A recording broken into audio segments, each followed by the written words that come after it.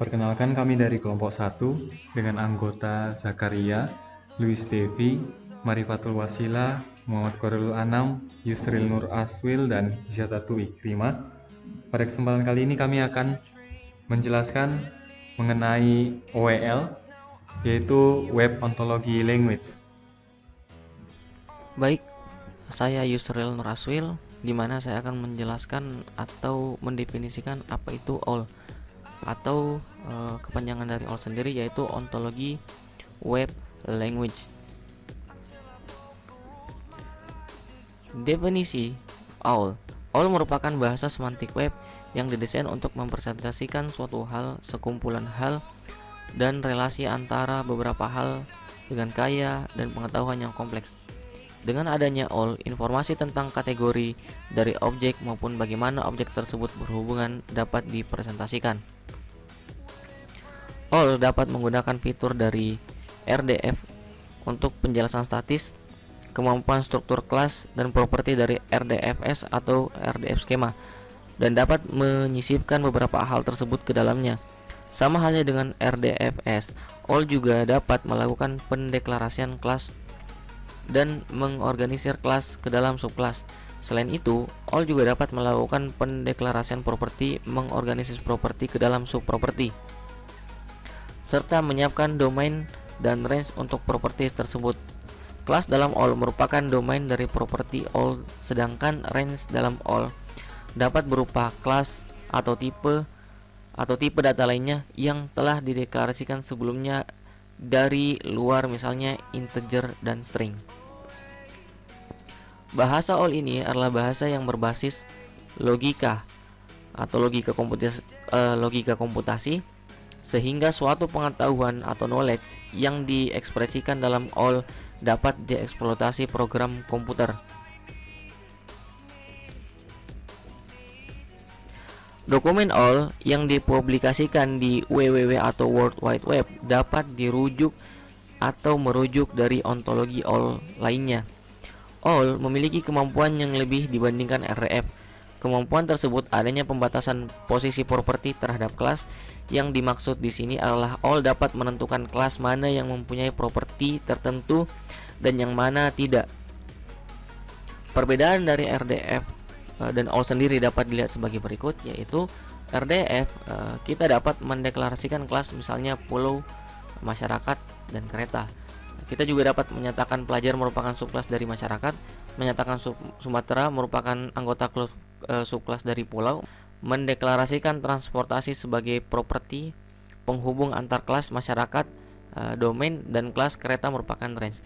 Menyatakan umur merupakan properti dengan masyarakat, domain, dan integer atau range. Menyatakan Siska merupakan anggota kelas pelajar dan umur bernilai 19. Dalam OWL sendiri kita dapat menyatakan pulau dan masyarakat merupakan kelas yang disjoin, menyatakan Sumatera dan Jawa merupakan individu yang berbeda, mendeklarasikan bahwa kelas transportasi lainnya diberikan kepada semua anggota dari kelas masyarakat yang tidak mempunyai nilai untuk properti kereta. OWL sendiri memiliki 3 sub language dari OWL, yaitu yang pertama OWL Lite. OWL Lite diperuntukkan untuk pengguna yang membutuhkan klasifikasi, hierarki, dan batasan yang sederhana. Sebagai contoh, dalam lingkungan kardinalitas, OWL Lite hanya akan mengizinkan nilai kardinalitas 0 atau 1. Dengan begitu, OWL Lite dapat lebih simpel jika dibandingkan dengan sub language lainnya. Yang kedua yaitu OWL DL. Diperuntukkan untuk pengguna yang membutuhkan ekspresivitas yang tinggi sambil mempertahankan kelengkapan komputasi, di mana menjamin semua kesimpulan dari perhitungan dapat dihitung, dan decidability atau menyelesaikan semua perhitungan dalam waktu yang sudah ditentukan. Semua konstruksi yang terdapat dalam bahasa OWL terdapat dalam OWL DL. Yang ketiga yaitu OWL Full. Diperuntukkan untuk pengguna yang membutuhkan ekspresif maksimum untuk kebebasan sintaks RDF. Sebagai contoh, dalam OWL Full, sebuah kelas dapat diperlakukan sebagai kumpulan dari individu dan sebagai individu dalam dirinya sendiri secara bersamaan. Dalam all full, ontologi dapat menambahkan arti dari kosakata yang telah ditentukan oleh RDF atau all. Namun tidak semua perangkat lunak akan dapat menjalankan semua fitur yang disediakan oleh all full. All memiliki 3 sub language, yaitu yang pertama all light. Diperuntukkan untuk pengguna yang membutuhkan klasifikasi hierarki dan batasan yang sederhana. Sebagai contoh, dalam dukungan kardinalitas, OLED hanya akan mengizinkan nilai kardinalitas 0 atau 1. Dengan begitu, OLED dapat lebih simpel jika dibandingkan dengan sub language lainnya. Yang kedua yaitu OLDL, diperuntukkan untuk pengguna yang membutuhkan ekspresivitas yang tinggi sambil mempertahankan kelengkapan komputasi, di mana menjamin semua kesimpulan dan perhitungan dapat dihitung, dan decidability, yang dimana menyesuaikan semua perhitungan dalam waktu yang telah ditentukan. Semua konstruksi yang terdapat dalam bahasa all terdapat dalam OLDL. Yang terakhir yaitu yang ketiga, all full, diperuntukkan untuk pengguna yang membutuhkan ekspresif maksimum dan kebebasan sintaks RDF. Sebagai contoh, dalam all full, sebuah kelas dapat diperlakukan sebagai kumpulan dari individu dan sebagai individu dalam dirinya sendiri secara bersamaan. Dalam all full, ontologi dapat menambahkan arti dari kosakata yang telah ditentukan oleh RDF atau all. Namun, tidak semua perangkat lunak akan dapat menjalankan semua fitur yang disediakan oleh all full. Pengembangan dalam bidang ontologi perlu untuk mempertimbangkan bahasa mana yang sesuai dengan keperluan mereka. Dalam halnya, memilih pilihan antara OLED dan OLDL tergantung pada sejauh mana pengguna memerlukan konstruksi yang lebih ekspresif. Kemudian, antara OLDL dan all full tergantung pada sejauh mana pengguna memerlukan fasilitas pemodelan meta RDF skema. Dapat kita katakan bahwa all full sebagai perluasan atau ekstensi RDF, sedangkan OLED dan OLDL sebagai perluasan atau ekstensi dari tampilan RDF yang terbatas. Semua dokumen all, baik light, DL, dan full merupakan dokumen RDF, dan setiap dokumen RDF adalah dokumen all full. Sinopsis bahasa. Yang pertama ada sinopsis UL light, ada sinopsis ULDL, dan yang terakhir sinopsis UL full. Pada sinopsis UL light terdapat beberapa sinopsis, diantaranya terdapat seperti pada tabel berikut ini. Nah, di sini ada fitur RDF skema, inequality, karakteristik properti, pembatasan properti, pembatasan kardinalitas, informasi header, intersection class, versi, anotasi properti, dan yang terakhir tipe data atau data tipe. Nah, pada fitur RDF skema itu terdapat beberapa kelas, atau kalau di RDF XML itu ada tag-nya. Nah, itu ada RDFS subclass of, RDF property, RDFS subproperty of, domain, range, dan individual. Jika di inequality-nya itu ada equivalent class, equivalent property, same as, different from, dan lain sebagainya. Nah, begitu juga dengan yang lain, memiliki dari masing-masing sinopsis itu memiliki tag-tag yang sudah ditentukan. Ini untuk penjelasan dari masing-masing fitur atau masing-masing sinopsis itu nanti setelah saya menyebutkan atau memberitahu atau menunjukkan apa saja yang dipakai di OWL Lite ini. Nah, jadi di sinopsis OWL Lite itu sudah ditentukan apa saja tag yang harus dipakai atau yang dibutuhkan untuk mendeskripsikan suatu masalah.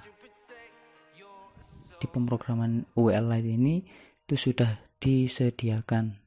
Jadi kita tidak bisa asal memasukkan tag ke dalam program kita gitu.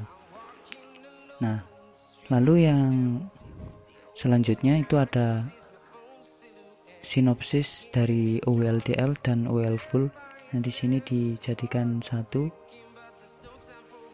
Jadi tabel-tabelnya itu lebih sedikit daripada yang OWL light. Sinopsisnya adalah sebagai berikut.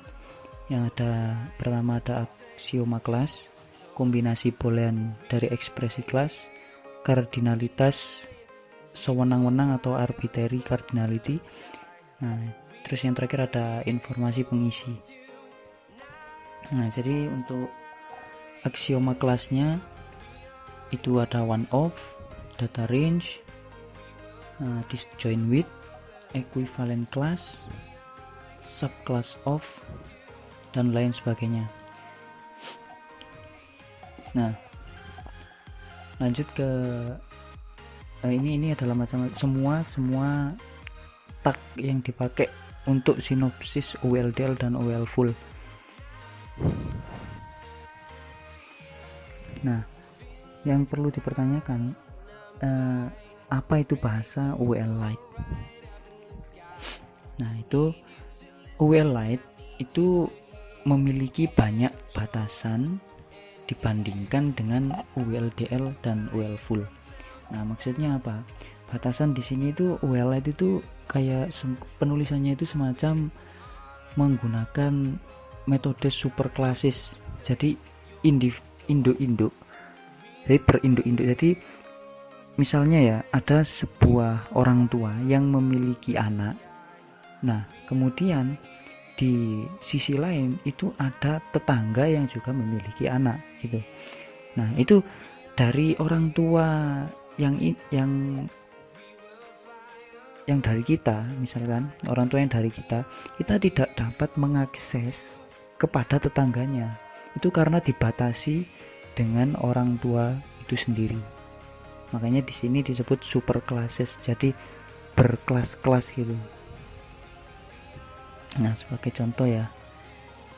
Nah, ini kelas-kelas dalam OWL hanya dapat didefinisikan dalam bentuk superclasses, jadi tidak dalam bentuk arbitrary atau yang tadi disebutnya sewenang-wenang. Jadi kita tidak bisa sewenang-wenang mengakses kelas-kelas yang lain. Lalu dari bahasa OWL ini itu yang tadi saya sebutkan atau yang tadi saya katakan bahwa penjelasan akan disampaikan nanti. Nah, ini adalah penjelasan dari fitur RDF skema yang ada dalam OWL Lite. Nah, yang pertama ada kelas. Nah, kelas ini kita tahu adalah sekumpulan individu yang di dalamnya ada sekelompok individu ya, yang di dalamnya itu individu saling terhubung dengan menggunakan properti masing-masing individu. Lalu ada RDF subclass of. Nah, di mana RDF subclass of ini sudah terlihat jelas dari namanya, yaitu subclass dari gitu. Jadi bagian kelas dari kelas induknya gitu yang dimaksud. Jadi ada kelas yang memiliki kelas lain di dalam kelas tersebut. Nah, itu adalah subclass of. Terus kemudian ada RDF property. Nah, property ini digunakan untuk menghubungkan dari individu satu ke individu lainnya atau dari individu ke nilai yang ada. Jadi ke nilai yang ada itu misalnya gini, terdapat manusia yang memiliki umur sekian. Nah, umur itu kan didefinisikan dalam bentuk integer, jadi suatu angka ya, semacam itu penghubungannya menggunakan RDF property juga. Lalu selanjutnya ada sub property of. Nah, ini sudah jelas juga bahwa sub property of adalah bagian dari properti induknya. Itu yang selanjutnya ada RDFS domain. Nah, domain ini adalah pembatas dari individu. Jadi misalnya gini, saya memiliki sebuah contoh gini ya, yang memakai properti his child misalnya gitu. Nah, jadi ada ini kalimat seperti ini. Anton itu memiliki anak yang bernama Budi.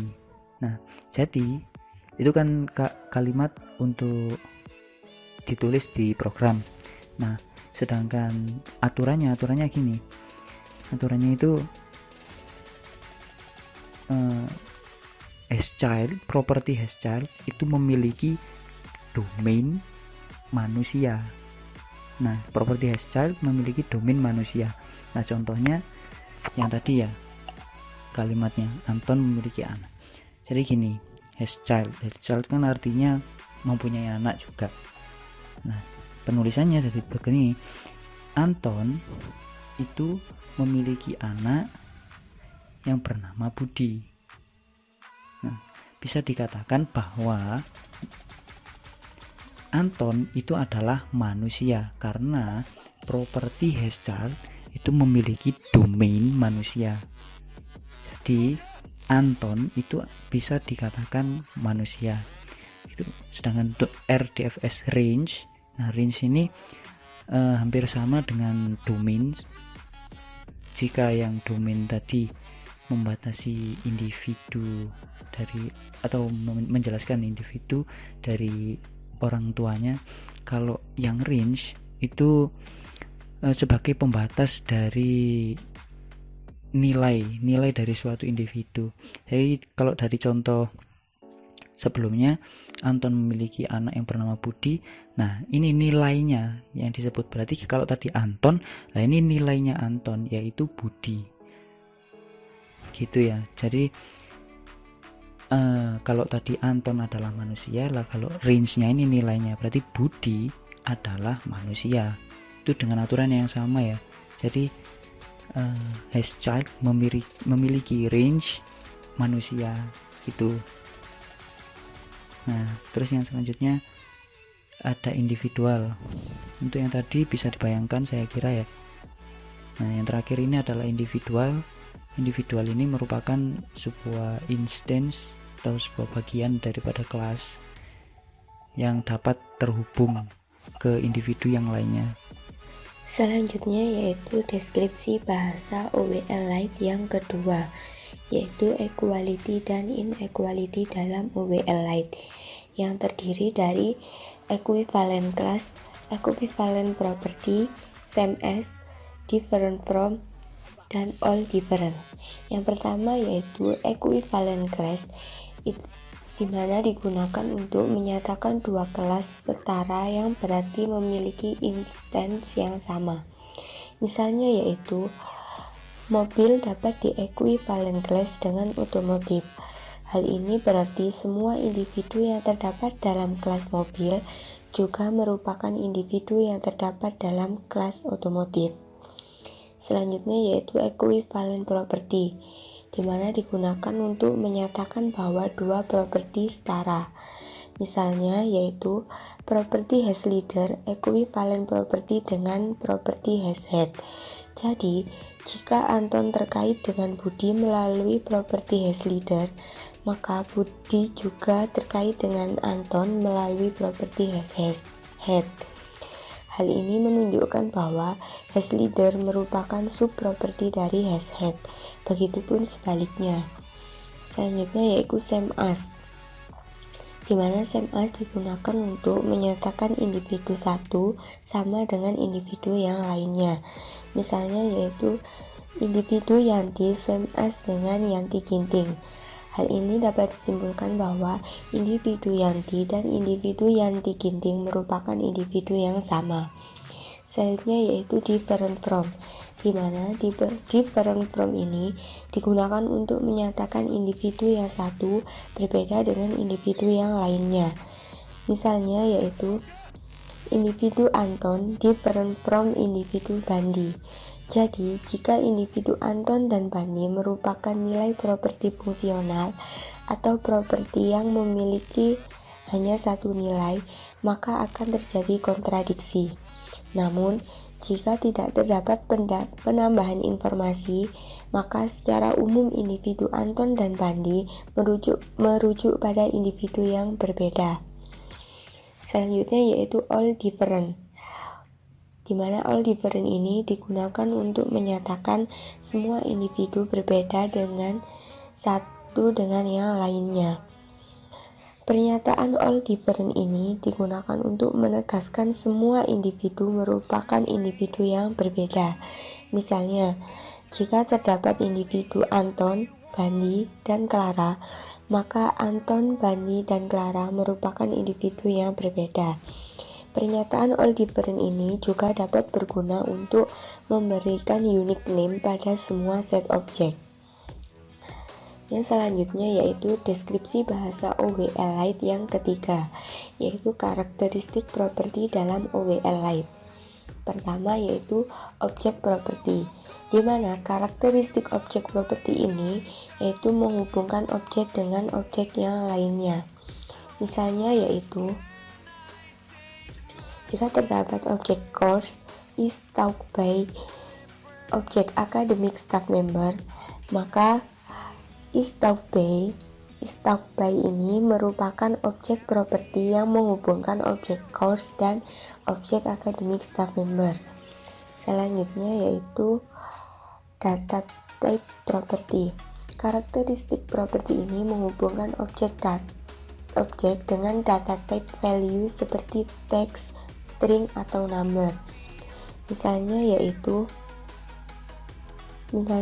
properti ID dan phone ini merupakan data type property di mana ID dan phone ini bertipe literal. Yang selanjutnya yaitu inverse of.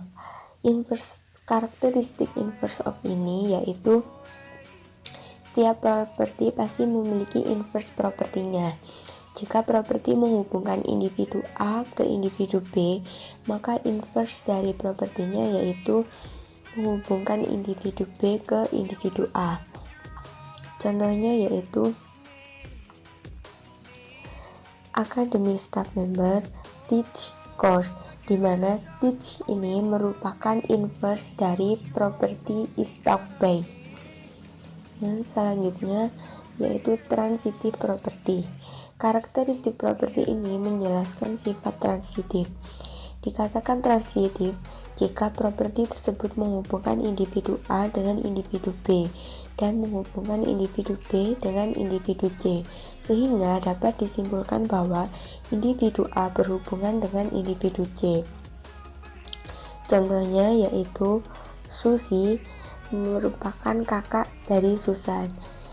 Kemudian Susan kakak dari Saso, sehingga dapat disimpulkan bahwa Susi adalah kakak dari Saso. Selanjutnya yaitu symmetric property. Karakteristik symmetric property ini yaitu menghubungkan individu A dengan individu B. Kemudian individu B dan individu A mempunyai hubungan yang sama. Contohnya yaitu Susan memiliki hubungan saudara dengan Saso, sehingga Saso juga memiliki hubungan saudara dengan Susan. Jadi hubungan antara Susan, Saso dan Susan itu memiliki hubungan yang sama, yaitu saudara. Yang selanjutnya yaitu fungsional property.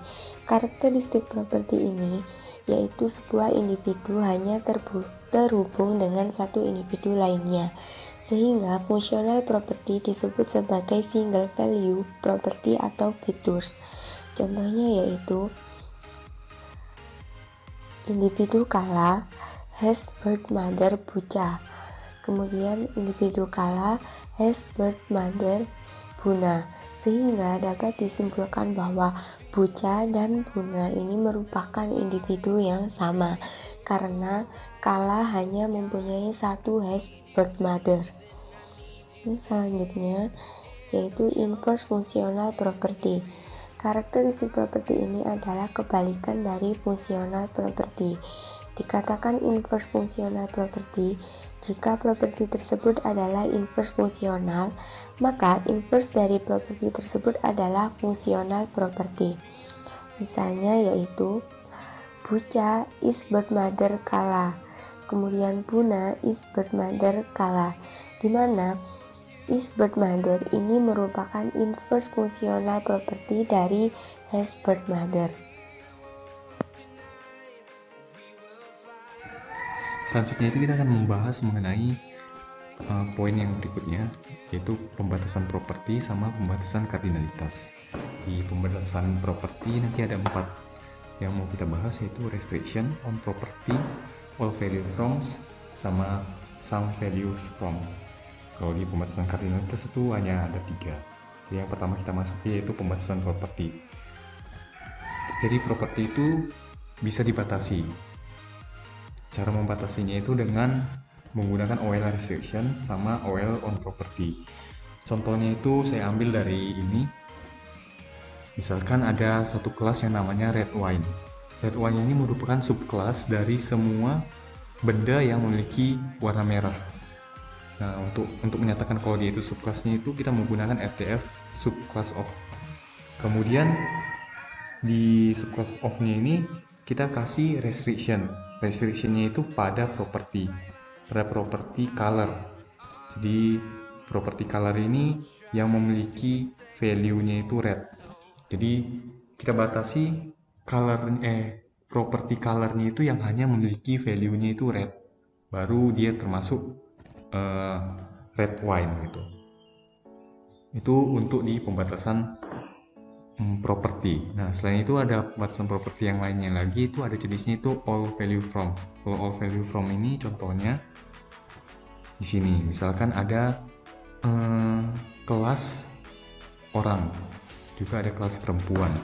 Nah, kelas orang sama perempuan ini dihubungkan oleh properti yang namanya has daughter, dimana dia dibatasi, restriction-nya itu dibatasi oleh all value from. Berarti kalau misalkan Budi, nanti misalkan ada satu individu Budi yang merupakan individu dari kelas orang, dan ternyata Budi dengan Clara itu dia dihubungkan oleh properti ini has daughter, maka secara otomatis kita bisa langsung tahu bahwa Clara ini merupakan kelas individu dari kelas perempuan, karena kalau Budi ini sebagai orang dan dia itu punya has daughter, punya anak gitu, dimana anaknya itu harus all value from perempuan, maka Clara ini juga perempuan. Begitu juga nanti kalau misalkan Budi dihubungkan oleh properties yang sama, has daughter ini dengan Lisa, berarti otomatis Lisa ini harus perempuan karena dia ada pembatasan ini. Nah, selanjutnya itu pembatasan dalam property itu bisa juga some values from. Nah, kalau some values from ini berarti dia tidak semua gitu. Contohnya itu misalkan ada kelas yang namanya topik semantik web, juga ada paper semantik web. Nah, di dalam topik semantik web ini dia pasti kan memiliki keywordnya. Keywordnya itu properties gitu. Nah, ini pembatasannya itu dia pakai some value from. Jadi kalau misalkan keyword, jadi dalam artian kalau keywordnya itu dia nggak semuanya itu mengacu kepada paper semantik web, tapi bisa aja nanti keywordnya itu ada yang lain, misalkan ada tugas semantik web atau modul semantik web. Jadi topik semantik web itu nggak berarti semua keywordnya itu pasti paper semantik web, tapi ada yang lain-lain gitu. Nah, itu kita gunakan some value from, berarti hanya sebagian saja, nggak semuanya. Kemudian selanjutnya kita masuk yang kedua, itu di pembatasan kardinalitas. Jadi di dalam pembatasan kardinalitas ini di bagian OL light-nya aja. Jadi kalau di bagian OL light-nya itu dia itu hanya bisa kardinalitasnya itu 0 dan 1. Berbeda dengan OWL-DL sama full, nanti akan dibahas di sini. Itu kalau OWL-DL sama full itu dia kardinalitasnya itu bisa arbitrary, dia bisa selain dari 1, yaitu yang asalkan bilangan bulat non negatif.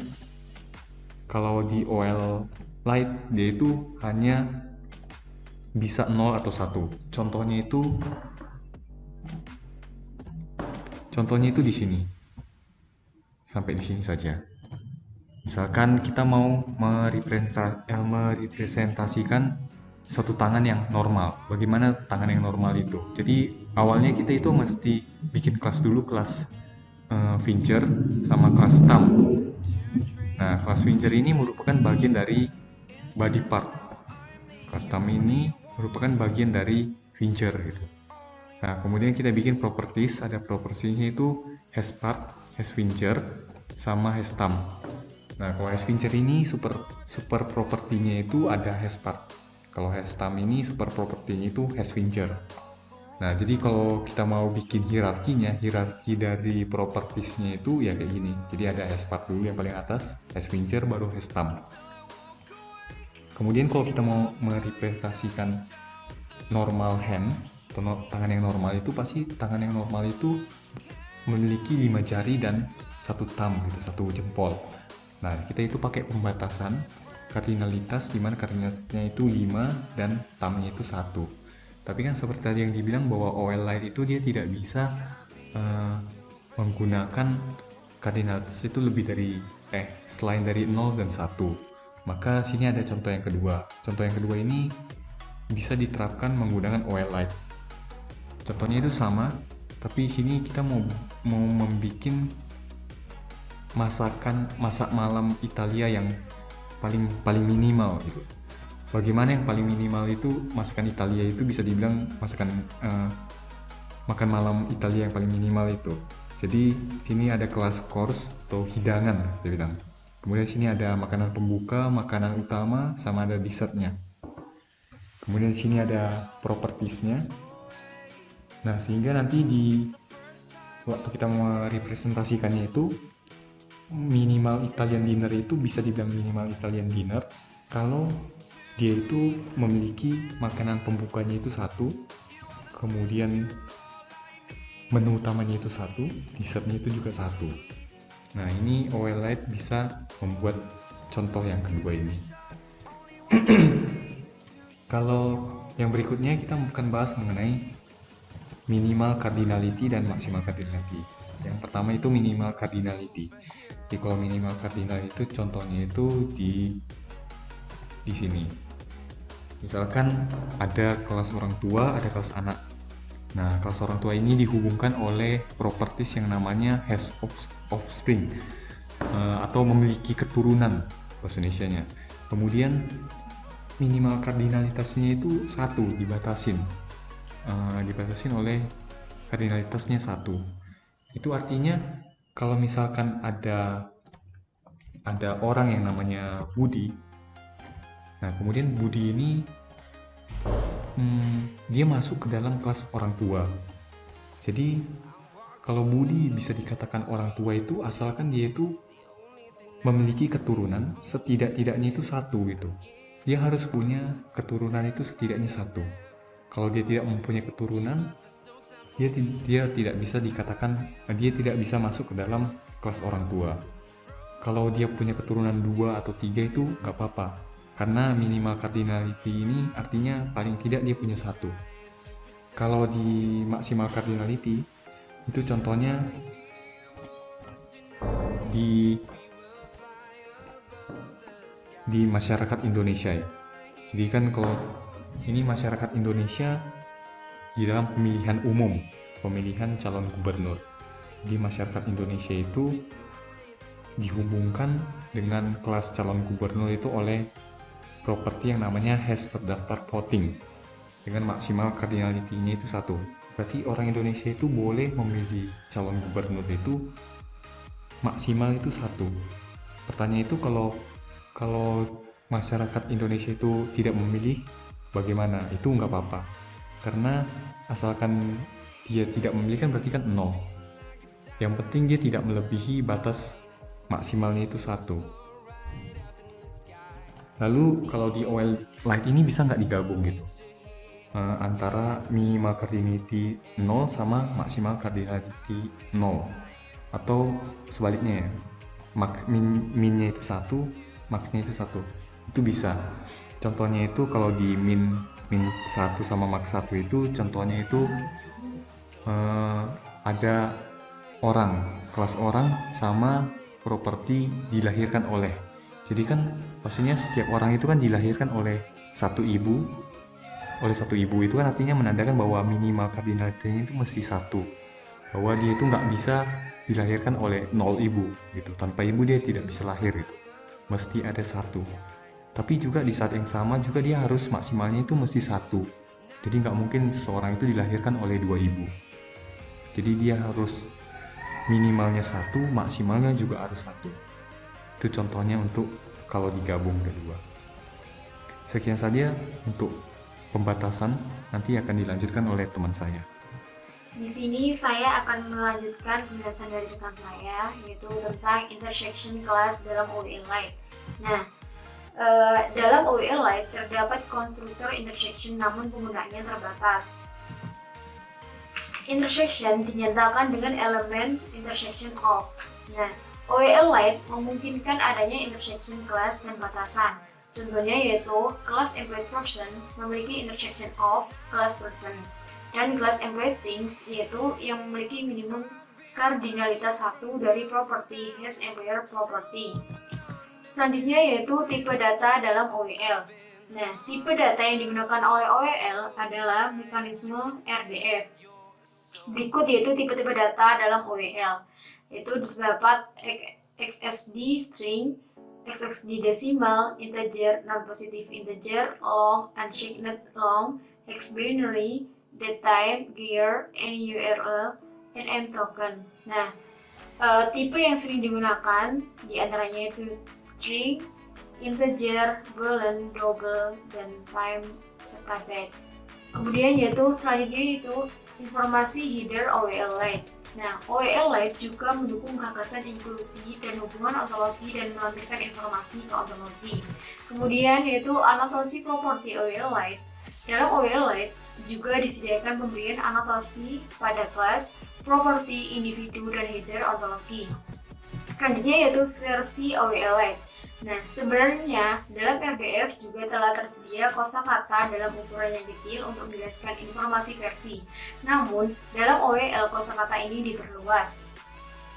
Nah, OWL Lite juga mempunyai suatu kompleksitas formal. OWL Lite didesain untuk kemudahan penerapan dan untuk memberikan user dengan fungsi subset yang akan membawa ke permulaan dalam penggunaan OWL. Selanjutnya, saya akan menjelaskan tentang deskripsi bahasa tambahan pada OWLDL dan OWL Full. OWLDL dan OWL Full keduanya menggunakan kosakata yang sama dengan OWL Lite seperti yang sudah dijelaskan sebelumnya. Yang membedakan adalah dalam OWLDL terdapat beberapa batasan jika dibandingkan dengan OWL Full. OWLDL membutuhkan pemisahan jenis, yang berarti dalam OWLDL suatu kelas tidak dapat menjadi individu atau properti dan begitu pula sebaliknya. Hal ini menunjukkan bahwa pembatasan tidak dapat diterapkan pada elemen bahasa OWL itu sendiri, tetapi dalam OWL Full hal ini diizinkan. Ada beberapa kosakata yang ingin saya jelaskan yang digunakan oleh OWLDL dan OWL Full yang merupakan perluasan dari konstruksi OWL Lite. Yang pertama yakni kosakata one of atau kelas yang dihitung, yang berarti kelas dapat dijelaskan dengan menghitung jumlah individu membentuk kelas tersebut. Contoh, terdapat kelas hari dalam seminggu. Nah, dapat dijelaskan hanya dengan menyebutkan individunya saja, yakni Minggu, Senin, Selasa, Rabu, Kamis, Jumat, dan Sabtu. Itu adalah contoh dari kosakata one of. Yang kedua yakni kosakata has value atau nilai properti, yang berarti suatu properti dapat diminta untuk memiliki individu tertentu sebagai nilai atau value.